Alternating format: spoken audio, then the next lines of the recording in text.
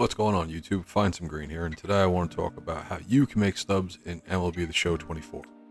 Now, as most of you have seen, making stubs in MLB The Show 24 isn't as easy as years past. However, what I found over the last couple of weeks is while the high-priced cards are being thrown into the vault packs, a lot of the other cards have not been. So if you come over here to the shop, and we sort and look for season awards, this Nick Martini card, when he first came out, was selling for about 9,000 stubs. I think I bought him for about 9,500 stubs. Here, you look at the marketplace, right? He's all the way down here. Okay, just under 11,000. Right, that's between 74 and 11.1. So, like I said, I bought him for about 9,500. I sold him a week or so after he was out of packs. I sold him for about 25. As you can see, he's gone up to 25. He's hit 29. He's on his way back down a little bit, but there was definitely some movement there. Now, I only bought like 2 or 3. Okay. However, it's not just season awards where it applies. The Ryan Baricki card, really quick before I leave this page, Ryan Baricki was going for 16,000. I believe it was around 16,000. I actually wound up not buying any of his. Yeah, he was between 13 and 17 to start. You could have probably bought him right before he went out of packs at about 16. I almost did, but I believe I told you guys last week about the video where if you were buying 78 silvers for about 150 to 160 a piece, that you might be able to sell them between 300 and 400 once TA2 dropped, which it did, and they did shoot up to 300 to 400. I want to say I had 700 of them, made around 75,000 out of that. But again, we'll do TA again in 20 days or so when that comes back up. Jason Foley is another card that he was on the lower end. Okay, and as soon as these guys get ripped out of packs, they're shooting up. Okay, if you come back over here, it's not just the season awards. It's also going to be your Tops Now cards. Okay, Jonah Heim was probably around 10 or 11,000 when I bought him. Yeah, 10 or 11,000. I sold him for 25. Okay, Victor Scott, I remember buying just this past week. He was in the 9,000 range when I picked him up. I sold him for 23 and change. Christian Encarnacion, same deal. Like, it's not the high-end cards this year. They figured out that we've been feasting on the high-end cards. So it's a matter of getting all of the lower-end cards that are going to come out of packs and then not put back in packs. Now, this Ryan McMahon and Danny Jansen, stay away from it. As far as I remember, yeah, they're BR cards. It's not going to apply to them originally. Okay, wait for more people to complete the program to drive their prices down, and that's when you go and attack your BR cards. Okay, you get them towards the end of the program before their prices start to creep back up. All right, because if you look, they're still on their way down. They haven't quite hit bottom yet.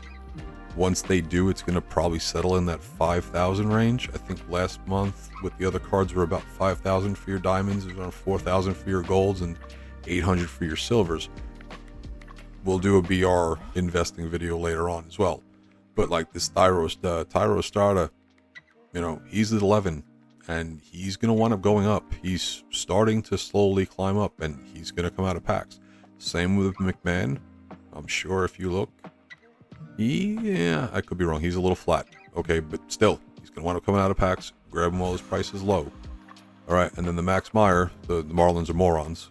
They just send him down after he's pitched his ass off since he's been up in the big leagues. But, you know, the reason why they're the Marlins, his price is starting to spike back up again.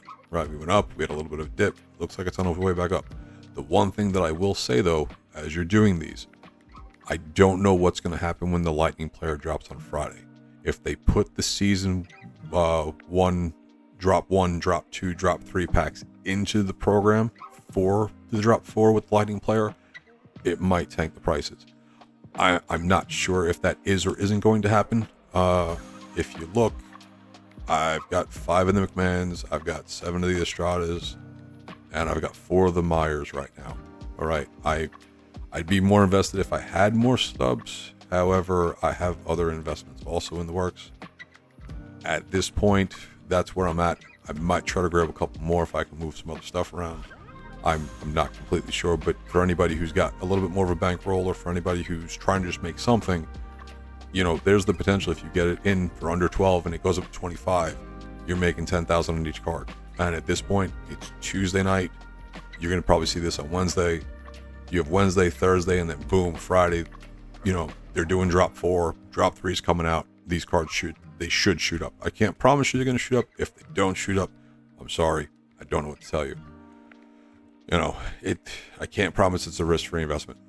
Just about everything we do is risk. But if you're looking for something that's not a lot of risk, okay, right now, there are two things.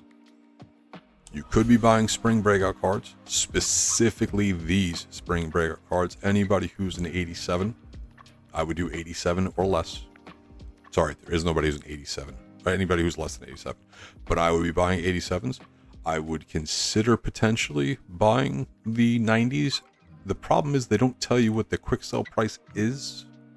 You can pretty much kind of tell I would say more on the app. Like if you go onto the app, you can scroll down and see what the lowest buy now price is. That's probably going to be your quick sale value. What I can try to do really quick is we can try to buy this one. All right, we will try to. All right. Well, the market doesn't want me to buy Jordan Moore, so hold on. Let's see.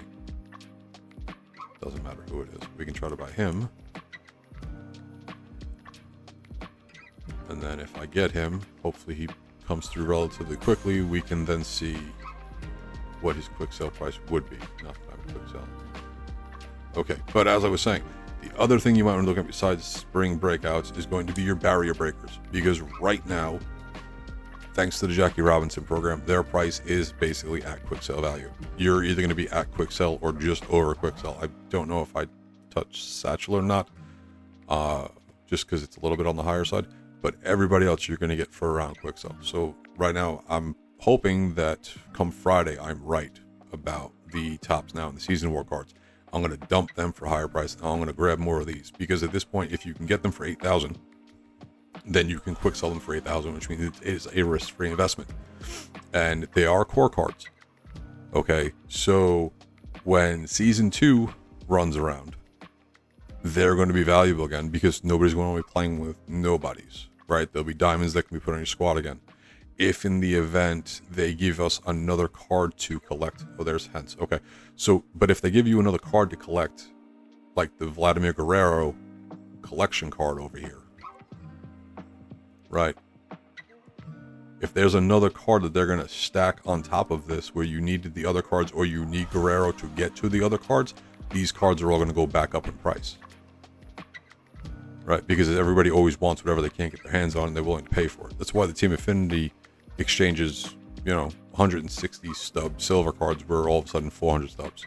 I mean, there were some that I was selling for 5 and 6. It really just depended. And people were just buying because you buy, and you don't think it's all really about, what I'm looking for. It's escaping me, but it'll come to me. That's okay.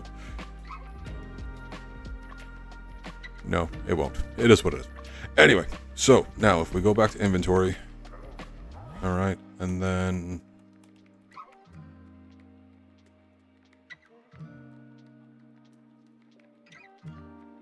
instant gratification was the word I was looking for. People will spend with whatever they have to in order to just so they can get everything done as fast as possible.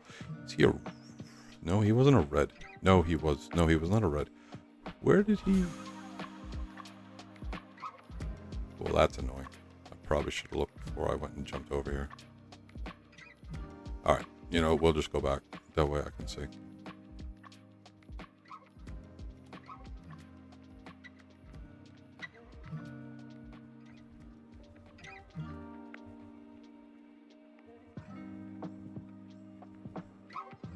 Cardinal. My mistake.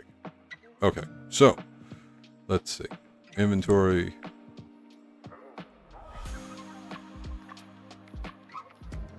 Cardinals. Quick sell. He quick sells for 4,000. So yeah, I would probably just stick with your 87s.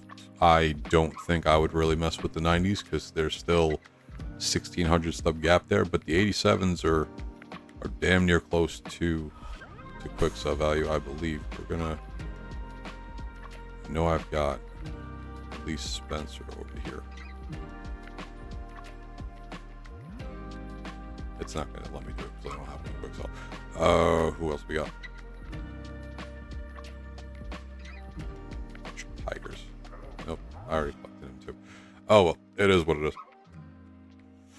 Anyway, but another example for you here is Tony Clark from BR, right? Tony Clark, you could have gotten him for around. Actually, you could have gotten him for less than. You could have gotten him for close to 4,000 back 20, probably about 20 days, almost 20 days. Yeah, about 20 days into the program, you could have gotten Tony, and now he's selling for 8,400, and there's not even a need for him yet.